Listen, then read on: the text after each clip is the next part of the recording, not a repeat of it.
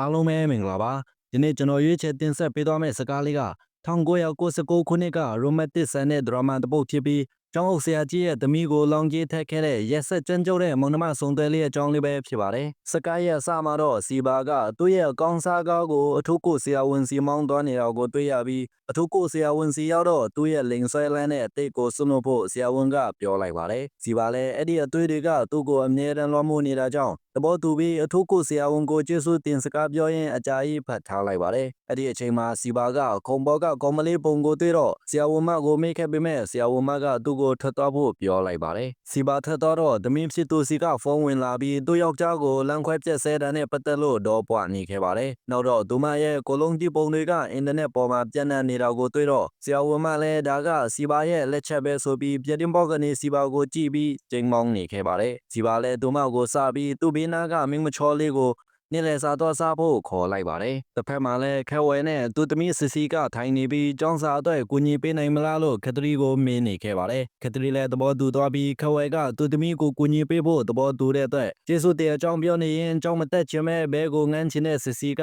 ကျောင်းမှာကောင်လေးချောလာလို့ခက်တရီကိုမေးလိုက်ပါတယ်။ခက်တရီလည်းကျောင်းမှာခန်းရတဲ့ကောင်လေးတွေပဲရှိတယ်လို့ပြန်ပြောပြီးစီဘာကရောက်လာခဲ့ပါတယ်။စီဘာကိုမြင်တဲ့စစ်စီလည်းအီစီကလီတွေလို့ပြပြီးထွက်သွားလိုက်ပါတယ်။စီဘာလည်းပြောနေပြီးနောက်တော့စီဘာနဲ့ကက်ထရင်ကမောင်နှမတွေဖြစ်လို့စကားတွေပြောနေရင်ကက်ထရင်ကစစ်စီကိုကြောက်အတွက်ကူညီရမယ်လို့ပြောပြလိုက်ပါတယ်။ကက်ထရင်ကစစ်စီကိုဖျက်ဆီးချင်တာကြောင့်စီဘာကိုကူညီဖို့တောင်းလိုက်ပါတယ်။စီဘာလည်းဒီကိစ္စကလွယ်တယ်လို့ပြောပြီးတင်းစာတစ်ဆောင်ကိုယူကကက်ထရင်ကိုပေးလိုက်ပါတယ်။အဲဒီလိုနဲ့ကက်ထရင်ကကျောင်းအုပ်ကြီးသမီးကသူ့အန်ဒီနဲ့နေတဲ့အချိန်မှာအခွင့်ကောင်းယူပြီးဖျက်ဆီးမယ်လို့စီဘာကိုပြောပြလိုက်ပါတယ်။တကယ်လို့သူတို့ကကျောင်းအုပ်ကြီးရဲ့သမီးကိုဖျက်ဆီးနိုင်ပြီဆိုရင်တော့သူတို့အတွက်ကုန်ကျက်တည်ရှိပြီးအစပိုင်းမှာတော့စီဘာကမကူညီခြင်းပေမဲ့ကက်ထရင်ကတကယ်လို့သူမအနိုင်ရခဲ့မယ်ဆိုရင်စီဘာရဲ့ကားကိုသူယူပေးမယ်လို့ပြောပြီးသူမရှုံးခဲ့မယ်ဆိုရင်စီဘာနဲ့အိတ်မယ်လို့လောင်ကြီးတစ်ခုလုပ်လိုက်ပါတယ်။စီဘာကသဘောမတူတော့သူမလည်းဘာပဲလုပ်ရဆိုပြီးကန့်လန့်လိုက်တဲ့အချိန်မှာစီဘာကသဘောတူလိုက်ပါတယ်။နောက်တော့ကျောင်းအုပ်သမီးဟန်လန်လို့အမည်ပေးထားတဲ့ကောင်မလေးကမြင်စီလာပြီ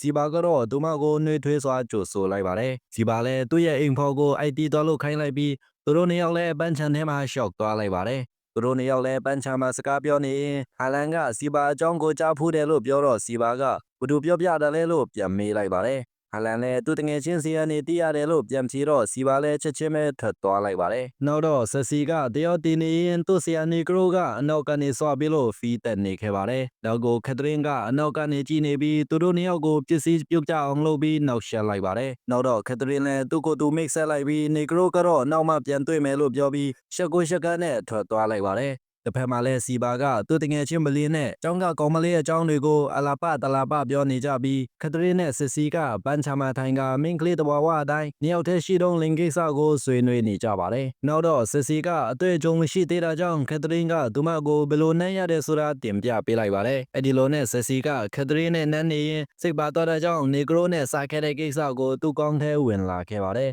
်စစ်စီလည်းနေကရိုနဲ့စက်တင်ချင်တယ်လို့ကက်ထရင်ကိုပြောပြရင်နေကရိုကသူမကိုချစ်ကြိုက်တဲ့အကြောင်းစာပေးတယ်လို့ပြောပြလိုက်ပါတယ်ကက်ထရင်လည်းနေကရိုကိုစာပြမယ်ဆိုသူမကိုရေးပေးမယ်လို့ပြောပြီးစစ်စီလည်းသူမအမေကိုမတိုင်ဖို့ပြောလိုက်ပါတယ်တစ်ဖက်မှာလည်းဟာလန်ကစာကြည့်နေတဲ့အချိန်မှာအပြင်ကနေတချင်းတန်ကြတော့တွားကြည့်လိုက်ပြီးဒီကိုကနားမှာထိုင်နေတာကစီဘာဖြစ်တာကြောင့်သူမလည်းစကားတွားပြောလိုက်ပါတယ်စီဘာလည်းသူမနဲ့စကားပြောနေရင်လွယ်အိတ်တစ်လုံးကိုယူပြီးလက်ဆောင်အဖြစ်ပေးလိုက်ပါတယ်နောက်တော့စီပါလဲသူနဲ့ရေသူကိုကြမလားလို့မေးတော့ဟန်လန်လဲရေသူကိုဖို့အဝတ်သွားလဲလိုက်ပါတယ်နှစ်ယောက်သားရေသူကိုပြီးစကားပြောနေရင်စီပါကသူမကိုစပြီးရေးစကားပြောလိုက်ပါတယ်ဟန်လန်လဲသူကြိုက်တဲ့ပုံစံကစီပါလိုမျိုးမဟုတ်ကြောင်းသူတို့နှစ်ယောက်ကတငယ်ချင်းလိုပဲနေဖို့ပြန်ပြောပြီးစီပါကိုမြင်လိုက်ပါတယ်နောက်တော့ကက်ထရင်ကခဲဝဲကိုနေကရိုနဲ့သူမသမီးကြိုက်နေတဲ့အကြောင်းပြောပြတော့ခဲဝဲလဲနေကရိုကအသားမဲလွန်းတာကြောင့်တိတ်သဘောမကျခဲ့ပါဘူးခဲဝဲလဲသူသမီးတက်နေတဲ့အတန်းကိုချက်ချင်းပဲလာလိုက်ပြီးနေကရိုရေးပေးတဲ့စာနဲ့ဆက်စီကိုစူငေါက်ကနေကရိုကိုမောင်းထုတ်လိုက်ပါတယ်။နေကရိုထွက်သွားတော့စီဘာတို့မောင်နှမနှစ်ယောက်က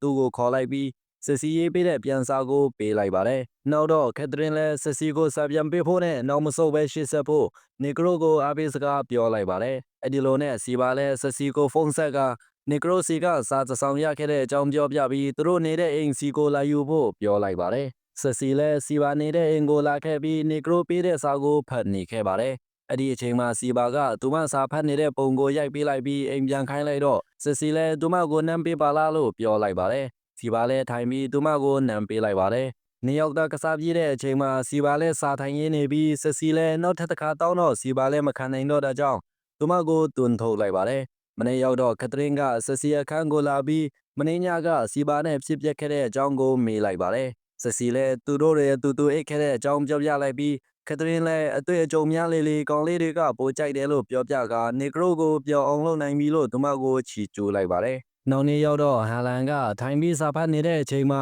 စီဘာကသူမကိုချောင်းကြည့်နေခဲ့ပါတယ်ကက်ထရင်လည်းကြည့်ချင်နေတာကြောင့်စီဘာကိုလို့ပြီးကြည်လိုက်ပါတယ်စီဘာလည်းဟန်လန်စီသွားပြီးသူမကိုနှမ်းလိုက်ပေမဲ့ဟန်လန်ကသူ့ကိုငင်းလိုက်တဲ့အချိန်မှာစီဘာကသူ့အပေါ်ခံစားချက်မရှိဘူးလားလို့မေးလိုက်ပါတယ်ဟန်လန်လည်းသူ့မှာခံစားချက်ရှိတယ်လို့ပြောပြီးစီဘာကိုမယုံကြည်ကြောင်းပြောကထွက်သွားလိုက်ပါတယ်ညရောက်တော့စီဘာလည်းဟန်လန်နေတဲ့အခန်းကိုလာပြီးသူ့ကိုပြန်ချစ်ဖို့နောက်ထပ်မစောင့်နိုင်တော့တဲ့အကြောင်းဟန်လန်ကိုပြောကထွက်သွားလိုက်ပါတယ်အဲ့ဒီအချိန်မှာဟန်လန်ကစီဘာကိုတနမ်းသွားပြီးသူမလည်းတခါကိုပိတ်ကနမ်းလိုက်ပါတယ်ဟန်လန်လည်းကရင်ပေါ်ထိုင်ပြီးအင်ဂျီချုပ်ဖို့လုပ်နေတဲ့အချိန်မှာစီဘာကသူမယူရသေးတဲ့မင်းကလေးကိုမဖြတ်စည်းချင်ကြောင်းပြောပြီးထွက်သွားလိုက်ပါတယ်မနေ့ရောက်တော့ခက်ထရီကစီဘာအခန်းကိုလာပြီးဖြစ်ပျက်ခဲ့တဲ့အကြောင်းကိုမေးတော့စီဘာလည်းဘာမှမကြွလွန်ခဲ့ရဘူးလို့ပြန်ပြောလိုက်ပါတယ်ကက်ထရီလည်းစီဘာကိုအချောက်လို့ပြောတော့စီဘာလည်းစိတ်တိုးပြီးထွက်သွားဖို့လှုပ်လိုက်ပါတယ်အဲ့ဒီအချိန်မှာကက်ထရီကဟန်လန်ဟာသူ့ကိုစိတ်နာလို့သူမရဲ့တငယ်ချင်းစီမှာပဲနေဖို့ထွက်သွားပြီလို့